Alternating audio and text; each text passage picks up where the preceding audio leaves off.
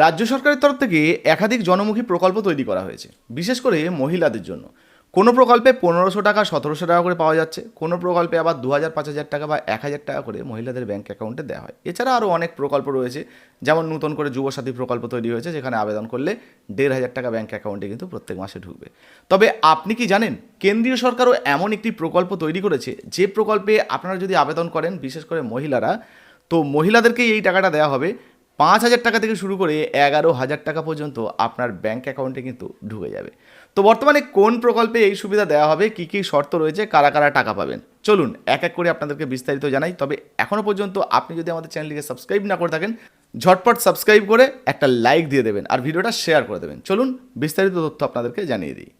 তো দেখুন বন্ধুরা, এতক্ষণ আপনাদেরকে যে প্রকল্পের বিষয়ে জানাচ্ছিলাম, যে প্রকল্পে আবেদন করলে আপনাদেরকে 5000 টাকা থেকে শুরু করে 11,000 টাকা পর্যন্ত ব্যাঙ্ক অ্যাকাউন্টে দেওয়া হবে, প্রকল্পটির নাম হচ্ছে প্রধানমন্ত্রী মাতৃ বন্দনা যোজনা। এই যে দেখুন, এই স্কিমে পাবেন মহিলারা টাকা। তো কবে প্রকাশিত হয়েছে এখানে দেখে নিন, একদম নতুন আপডেট কিন্তু আপনাদেরকে দেখাচ্ছি কিভাবে এই 11,000 টাকা পর্যন্ত আপনার ব্যাঙ্ক অ্যাকাউন্টে ঢুকবে। চলুন এক এক করে দেখিয়ে দিই। দেখুন, বলা হয়েছে মোদী সরকারের বড় উদ্যোগ সন্তানের ভবিষ্যৎ ও মায়ের পুষ্টি নিশ্চিত করতে কেন্দ্র ও রাজ্য সরকার যৌথভাবে এই প্রকল্পটি পরিচালনা করে। মূলত গর্ভবতী ও স্তনদানকারী মায়েদের পুষ্টির অভাব দূর করাই এই প্রকল্পের মূল লক্ষ্য। কত টাকার আর্থিক সহায়তা দেওয়া হবে? দেখুন, বলা আছে এই প্রকল্পের টাকা সরাসরি উপভোক্তাদের ব্যাঙ্ক অ্যাকাউন্টে ডিপিডির মাধ্যমে পাঠানো হয়, অর্থাৎ সরাসরি যেমন পিএম কিষাণ যোজনা বা অন্যান্য প্রকল্পের টাকা যেমন আপনাদের ব্যাঙ্ক অ্যাকাউন্টে ঢোকে, সেইভাবেই কিন্তু পেয়ে যাবেন। তো কিভাবে কত টাকা পাবেন? দেখুন, বলা হয়েছে প্রথম সন্তানের ক্ষেত্রে 5000 টাকা আপনাদের ব্যাঙ্ক অ্যাকাউন্টে ঢুকবে।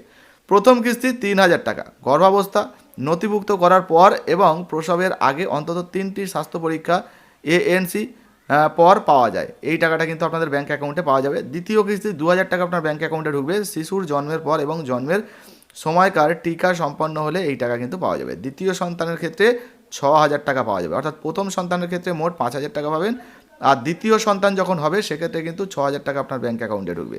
যদি দ্বিতীয় সন্তানটি কন্যা সন্তান হয় তবে সরকার এককালীন 6000 টাকার আর্থিক সাহায্য দিয়ে থাকে। অর্থাৎ কোনো মহিলার ক্ষেত্রে মোট সহায়তার পরিমাণ 6000 টাকা এবং 5000 টাকা, মোট 11,000 টাকা পর্যন্ত হতে পারে। এবার আবেদনের যোগ্যতা কি রয়েছে দেখুন, এখানে বলা হয়েছে কারা কারা আবেদন করতে পারবেন। আবেদনকারী মহিলার বয়স অন্তত 19 বছর হতে হবে, আর তার উপরে হতে হবে, তবে কিন্তু পাবেন। পরিবারের বাৎসরিক আয় 8 লক্ষ টাকার বেশি হওয়া চলবে না। শিশুর জন্মের 270 দিনের মধ্যে আবেদন জমা করতে হবে। প্রয়োজনীয় নথি কি? আবেদন করার সময় নিচের নথিগুলো আপনাকে সঙ্গে রাখতে হবে। কি কি রাখতে হবে দেখুন, বলা হয়েছে আধার কার্ড, ব্যাঙ্ক অ্যাকাউন্টের সাথে লিঙ্ক করা বাধ্যতামূলক ব্যাঙ্ক অ্যাকাউন্টের যে জেরক্স আর কি, পাসবুক, সেই পাসবুকের জেরক্স, রেশন কার্ড অথবা আয়ের শংসাপত্র, মা ও শিশু সুরক্ষা বোর্ড অর্থাৎ AMCP কার্ড যদি থাকে।